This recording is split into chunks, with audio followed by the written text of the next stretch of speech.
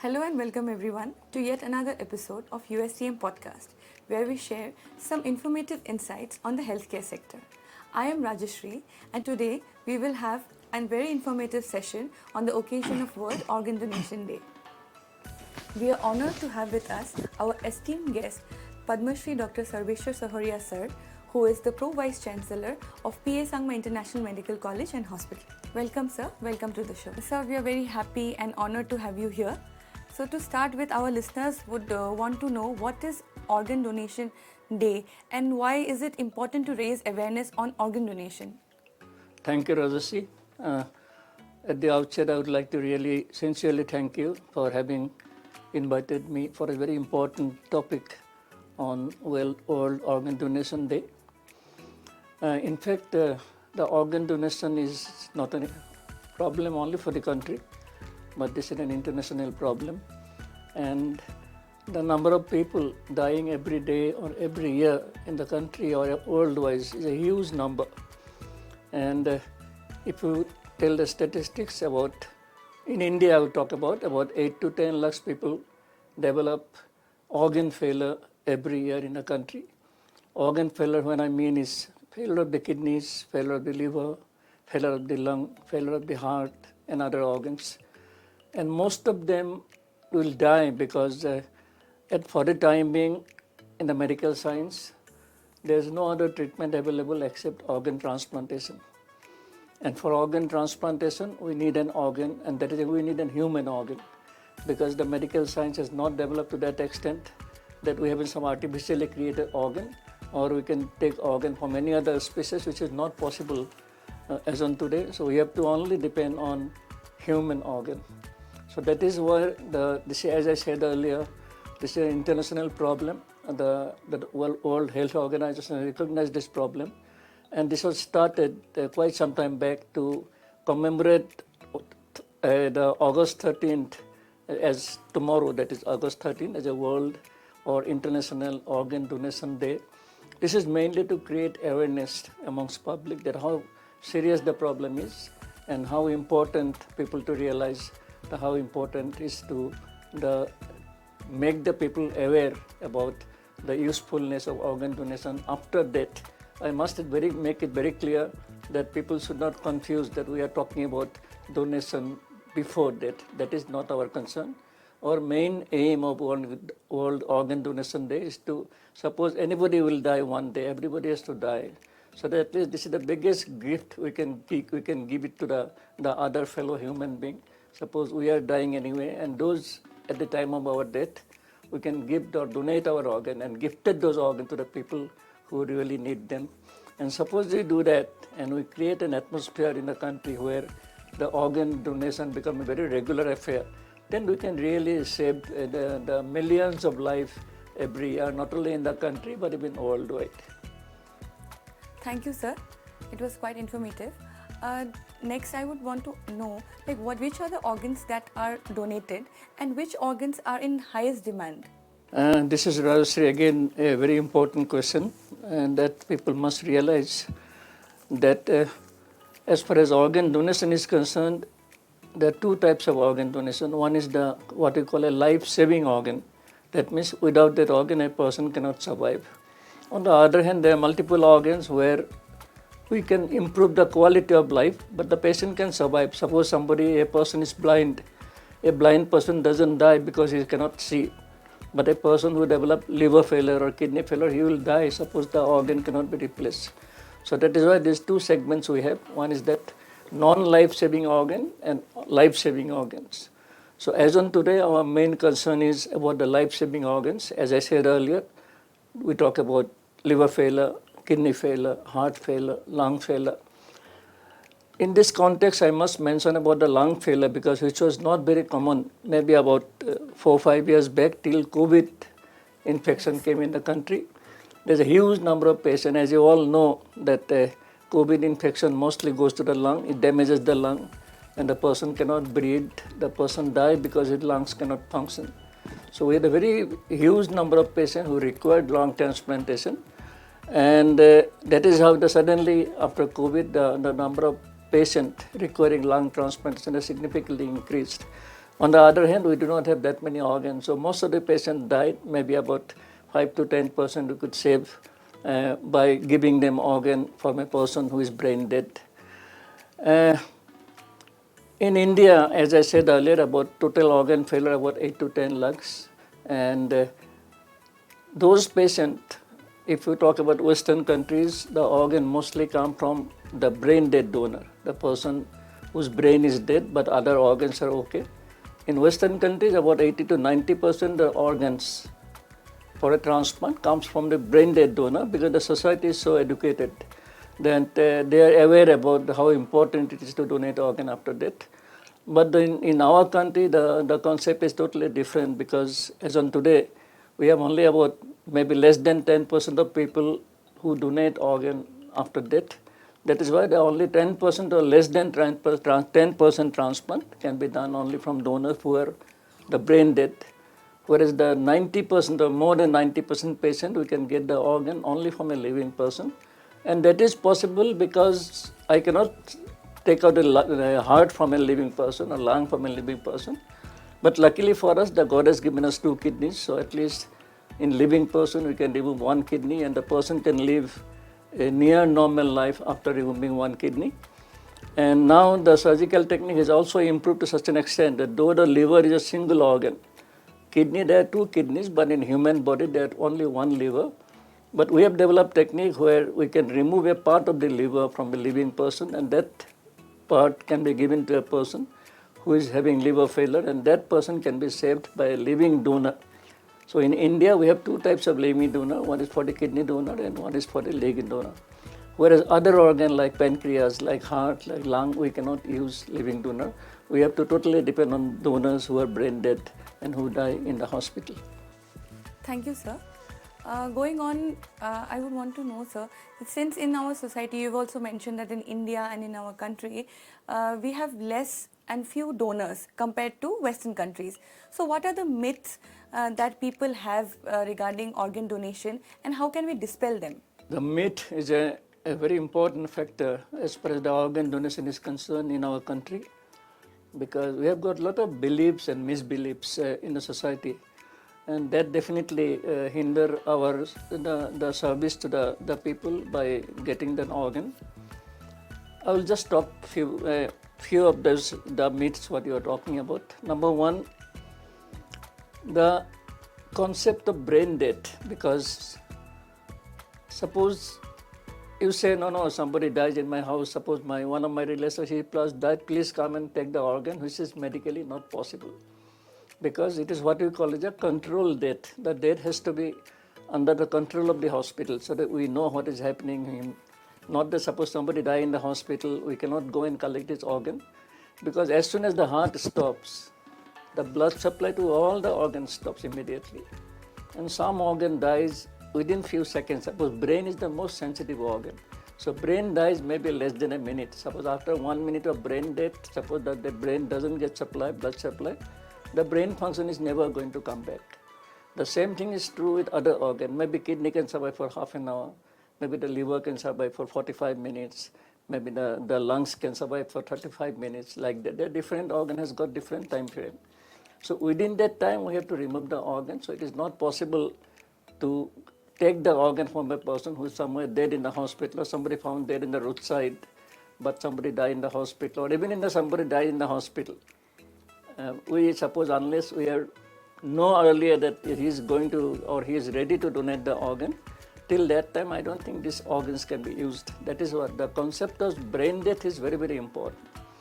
What is brain death? Suppose in India, just to make you understand that last year about 150,000 people, that means 1.5 lakh, died in the Indian road because of accidents. Now you can see the highways, they made such a beautiful highway. You can see the number of two-wheelers increasing every day. All the young people, they use two-wheelers, some with helmets, some without helmets.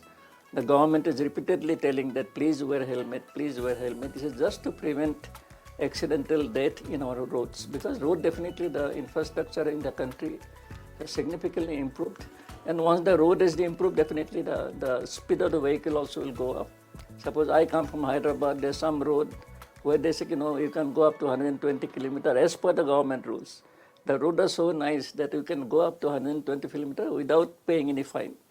So that is the level we have gone. Suppose a person with a bike, suppose, or any vehicle, he goes on the road, maybe he is not wearing the helmet, suddenly something happens, he slips, he falls down, he immediately injured his head first.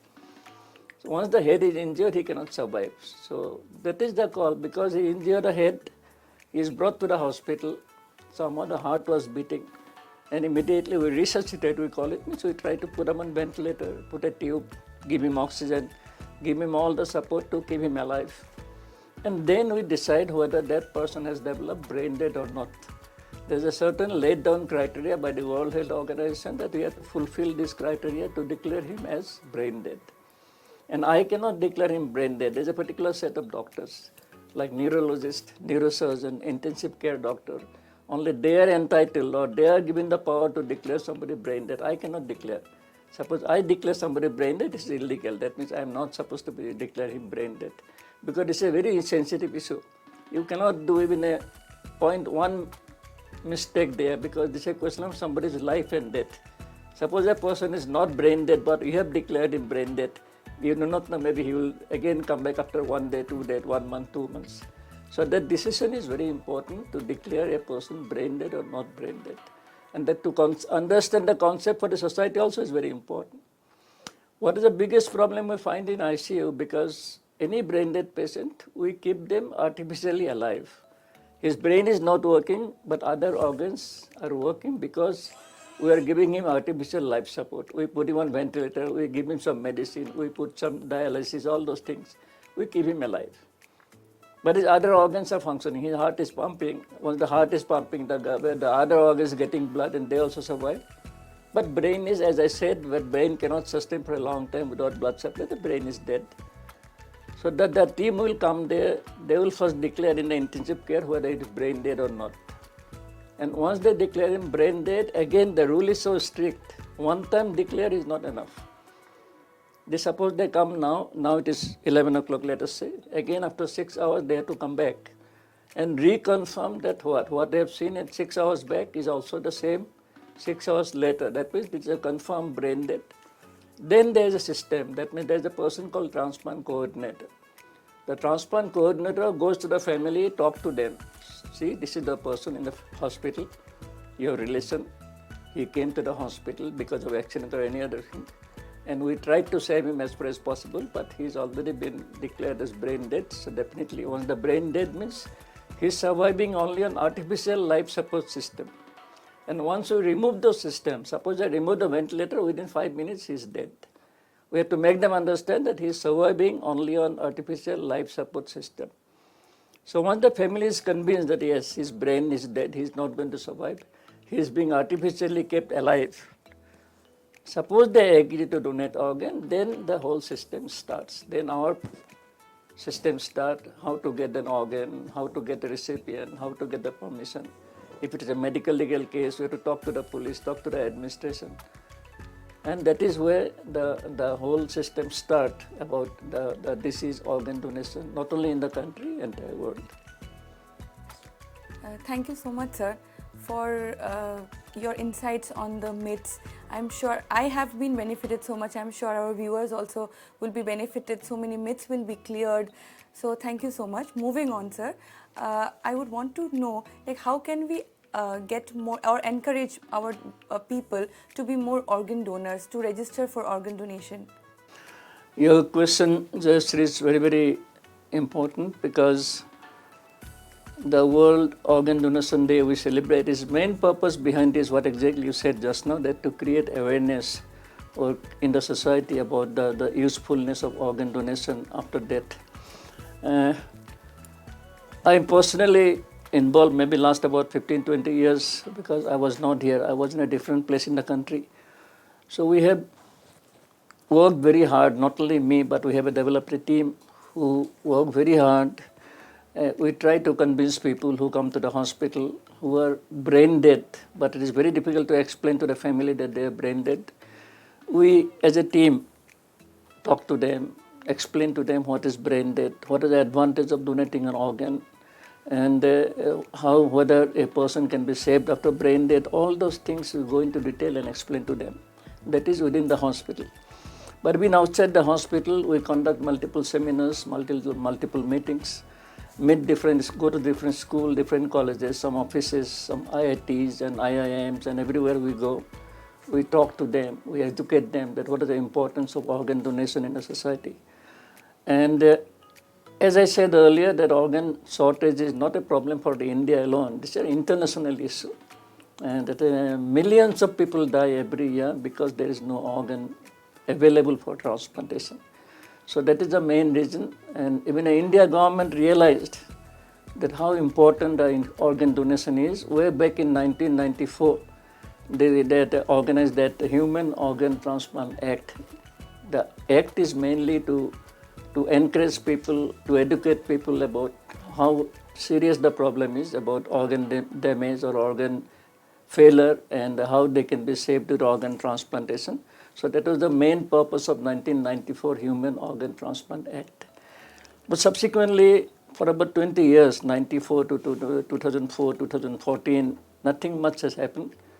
But the government took it very seriously. I think in 2014, they started another organization in the central government, what is known as NOTO, National Organ and Tissue Transplantation Organization.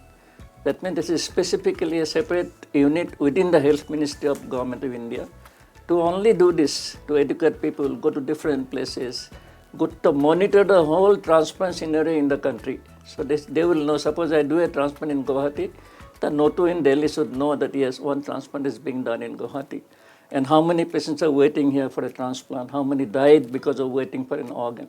All the transplant information will be going to the NOTO so that they can take a decision that yes, this is the real situation in the country and how our people are suffering, mainly because of non-availability of organ. So NOTO is the central organization, and they have, because the health is a state subject, the central government has given SOTO instead of N national, S means state.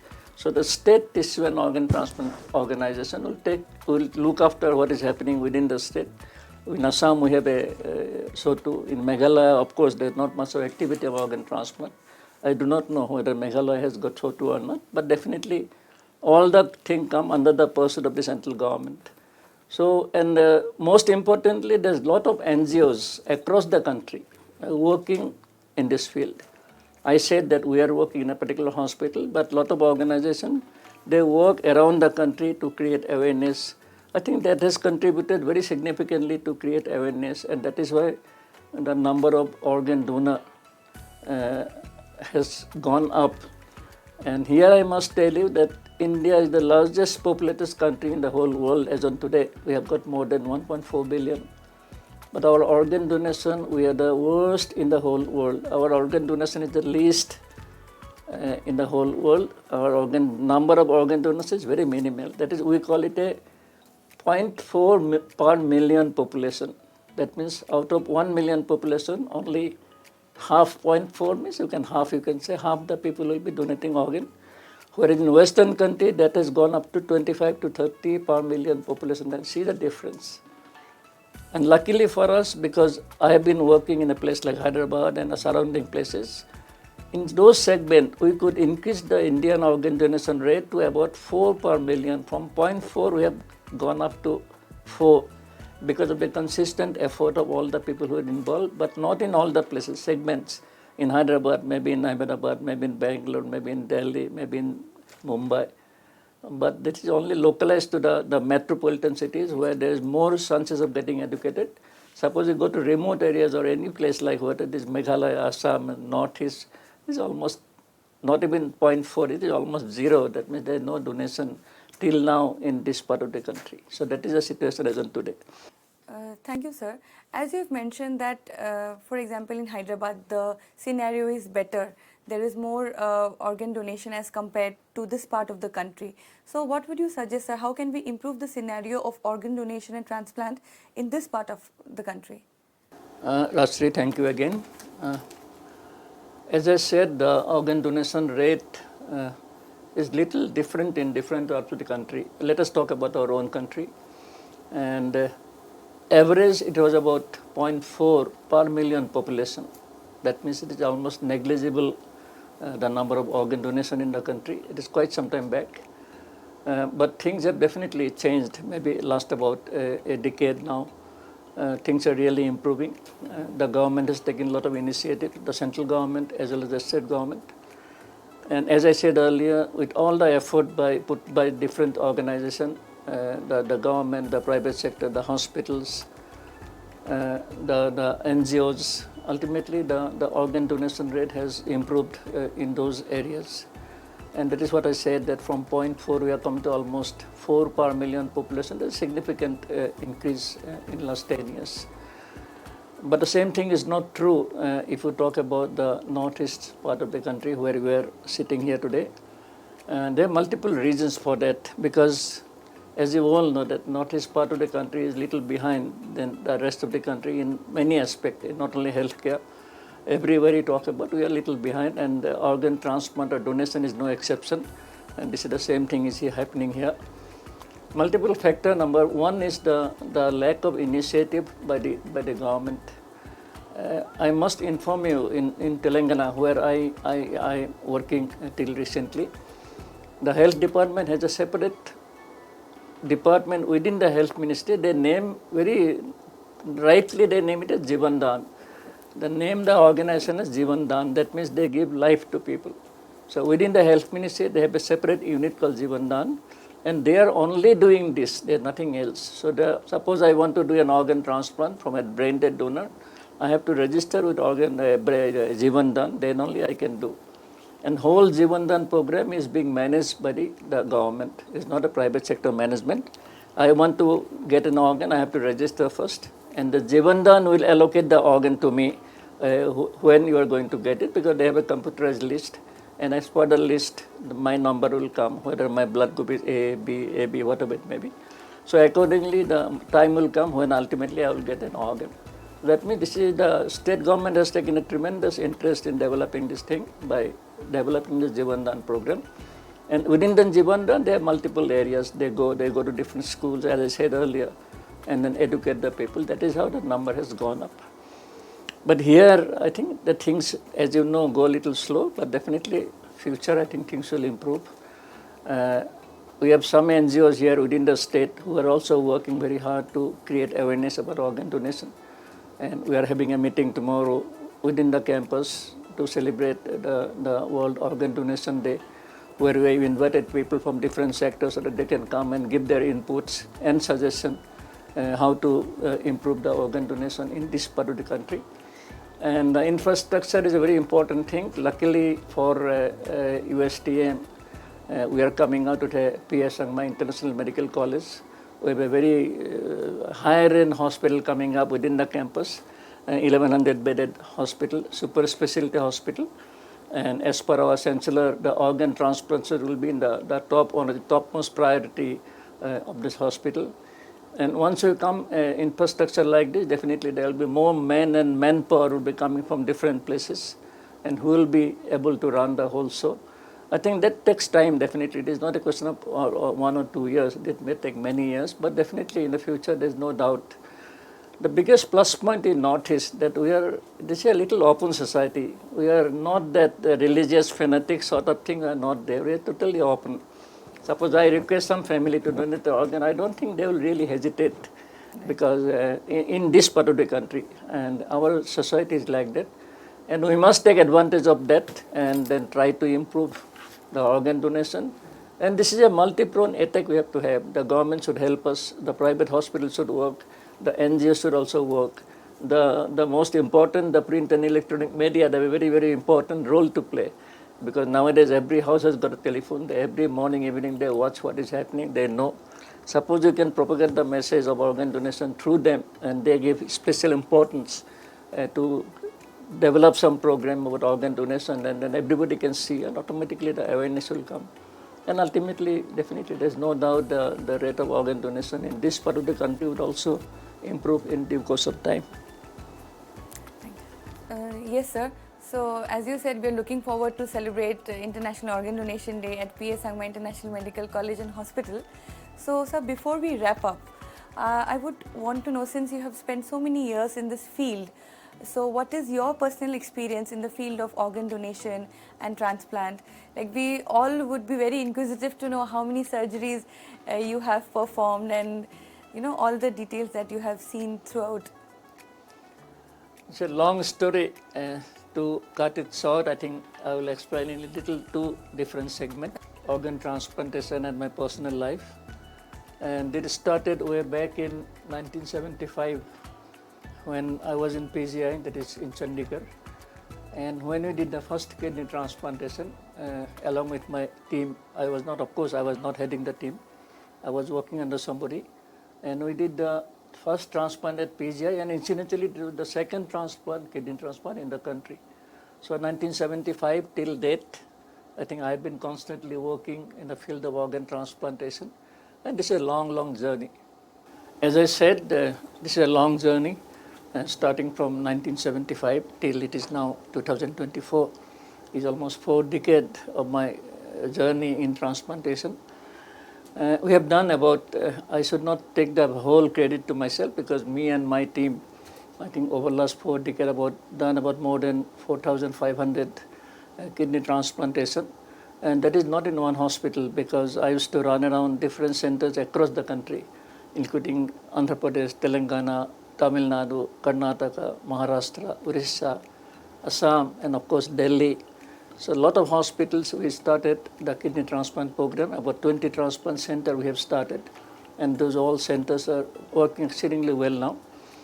But as far as the brain dead donor transplantation or the cadaver transplantation, what we call, is concerned, I think we started first did I did about 2008 when I was working in Apollo Hospital in Delhi, in Hyderabad, and that is the first time we did a cadaver kidney transplantation in the state. And of course now I have joined our own hospital that is known as Krishna Institute of Medical Sciences, or PIMC Hyderabad, that is a 1100 bedded super specialty hospital. And we have multiple organ transplant facility in that hospital, whether it is kidney, liver, heart, lung, cornea, pancreas, bone marrow. So all transplant activities being done in a particular hospital. And we have started our cadaver transplant program. KIMS we started about 2004. Now it is almost 20 years. But the cadaver transplant program was started in 2014, and now it is almost 10 years now. In 10 years, we did about 250 cadaver transplant of kidney, and then the number is increasing. We do about 4 to 5 per month now, because as I said earlier, the awareness has gone up. Then more and more people are agreeing to donate their organs after their death. That is why the number of transplants are going up. And we get support from everybody. Of course, as I said earlier, the Zibandan gave us a lot of support. Our local hospital authority, they give a lot of support. We have our own team. The local NGOs also support us, so that we get more and more donor. We can do more and more cadaver transplants, so that more and more life can be saved. And that is the story of my own about a good number. We are quite satisfied what is happening and what we have been doing or what we have done. To some extent we are satisfied, but only regret that what is expected is we have not gone to that level. Maybe we have to do more hard work in the coming years, so that at least we can compete ourselves with other countries as far as the organ donation and organ transplant is concerned. Thank you so much. Thank you so much, sir, for your insights on the myths. I'm sure I have been benefited so much. I'm sure our viewers also will be benefited. So many myths will be cleared. Thank you everyone for tuning into this special episode of USTM podcast. I am pretty sure everybody has benefited from this interactive session that we have had. So as the slogan for Organ Donation 2024 says, be a reason for somebody's smile today. Thank you and take care.